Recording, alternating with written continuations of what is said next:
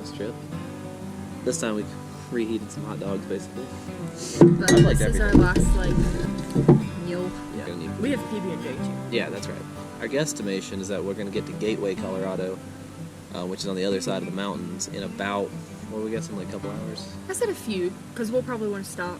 We should land in town, which we have no clue what town is. It's Gateway, Colorado. It might be a ghost town. We're going to eat a lot of hot dogs tonight.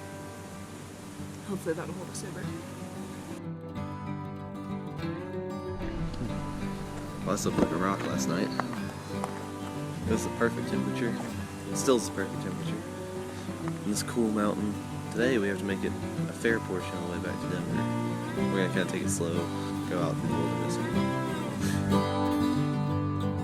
My lovely wife is ladling out hot chocolate on this beautiful morning.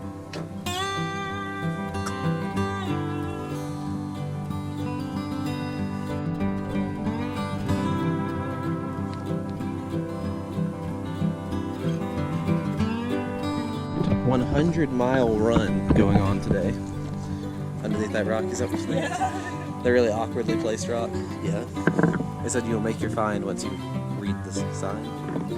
Anyway, it's a Boy Scout placed cache in the Colorado River series. So thank you to the Boy Scouts for this geocache. That'll be our first find today. This is the Miner's Loop, they said, of the 100-mile run. I asked if you had a pen, Probably. Thank you, Troop 528. 8, 11, 18.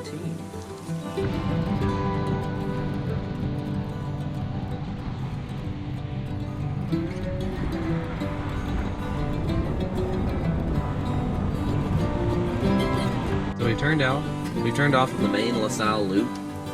We're now on the Castleton Gateway Road. I'm sure that by this point you'll have seen some of the views on the Manti-La Sal loop. We're very close to a geocache. we're getting close. We're gonna go find it.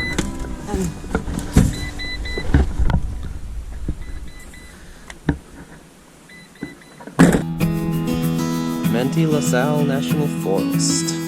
It's been a great national forest so far. Our campsite was $5. It was amazing.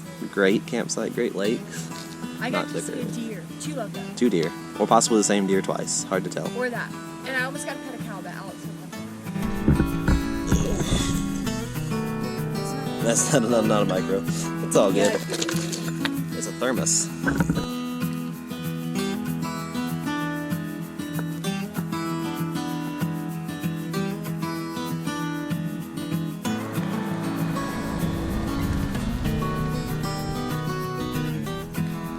Description on this one says, take a drive, hike up to the La Sal Mountains, stop to enjoy the view, roadside pullout hidden 200 feet from the road in a rock crevice, small plastic box with log and treasures.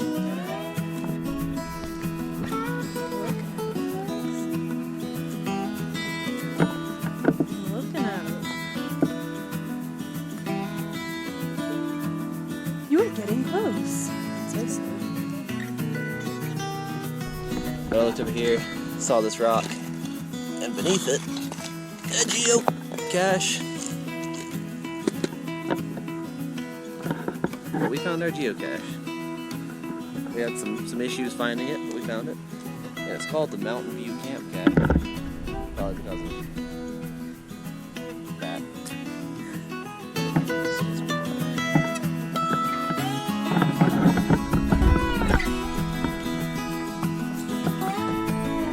So this one is called Dinosaur Tracks. Cache is a small size. It's basically along the tracks of dinosaurs. They used to walk in the mud millions of years ago that turned into rocks, so you can still see their footprints. But they placed it with their grandson, so that's really cool and sweet. We're gonna go find it and look at some dinosaur footprints. Short trail, spectacular view, bold canyon, 1,000 feet below, several sets of dinosaur tracks. Signs explain the tracks of the dinosaurs. It looks like the dinosaur walked across the cliff, but of course this cliff probably wasn't here then. You can see one last track right there. So it really does look like he just walked right off.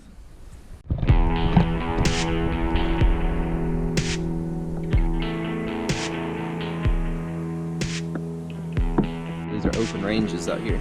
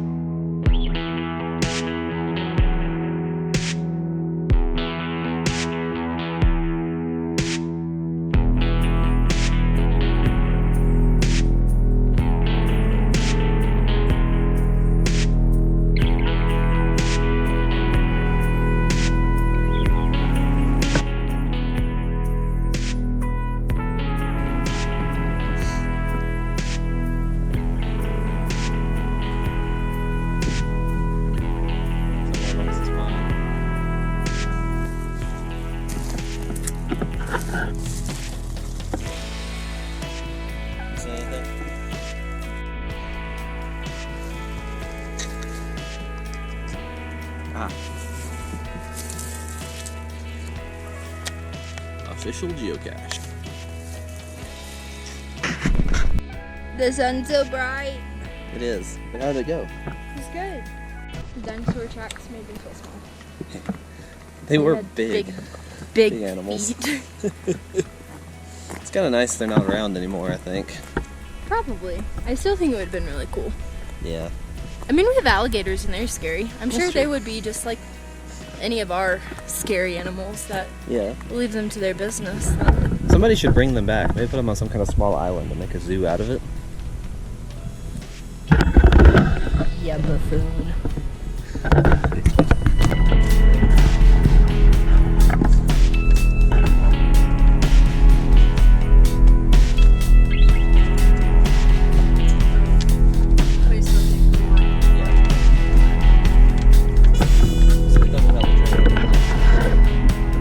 Over there is where the dinosaur track site was, where we were a minute ago, probably looking over that very same cliff.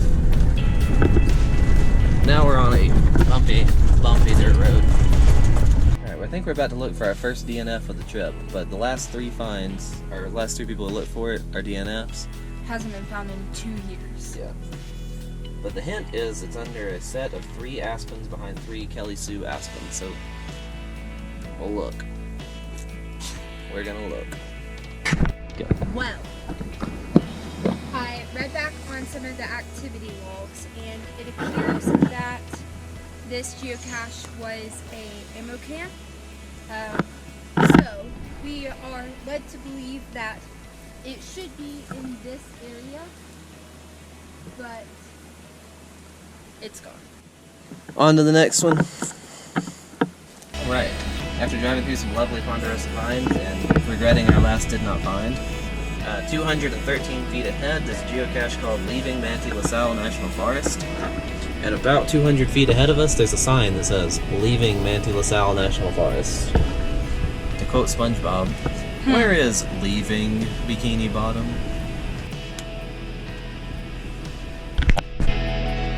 Marianne's still quite livid about the last did not find. I messaged the owner. I said, do something. I hope she was very nice in messaging you. I actually said that we would be willing to figure out how to help replace it, even though we were traveling through it.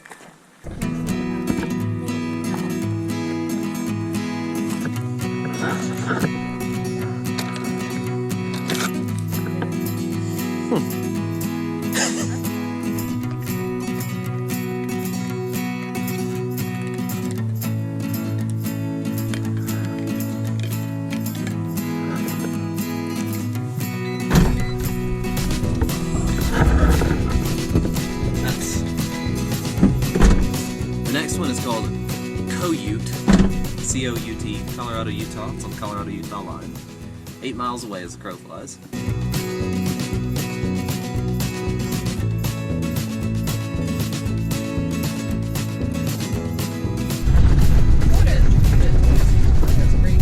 Washboard roads, you know how it is. Metal dishes. They're pretty well restrained, all things considered. They have magnets, and they put paper towels between everything. But sometimes you just still can't hear anything except for that.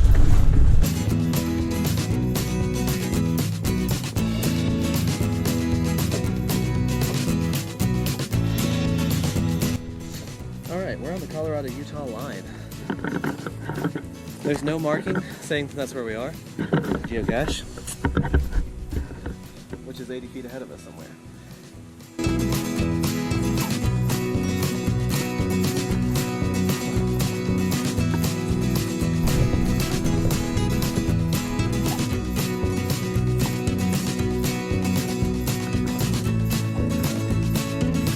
Marianne's got eyes on a suspicious pile of rocks.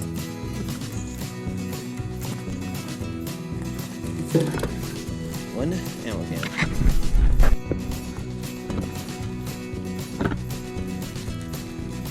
Co-YouTube border. So this is the border. It looks very, if you look at a map, you can tell with the border of Colorado and Utah, they just kind of drew a line. There's not even a sign down the road that says we crossed the border. We wouldn't even know. Except for this geocache. Alright, find number 20 something, 30 something, anyway. Somewhere there. And we're right on the line, so we're actually leaving Utah, probably for the last time for a little while now. Yeah. Sad. We'll be back. We will be back though, it's a great state. We're walking across the line, probably somewhere now-ish. I think for our next trick, we're going to drive down John Brown Canyon, whatever that is, and find the geocache located near Gateway.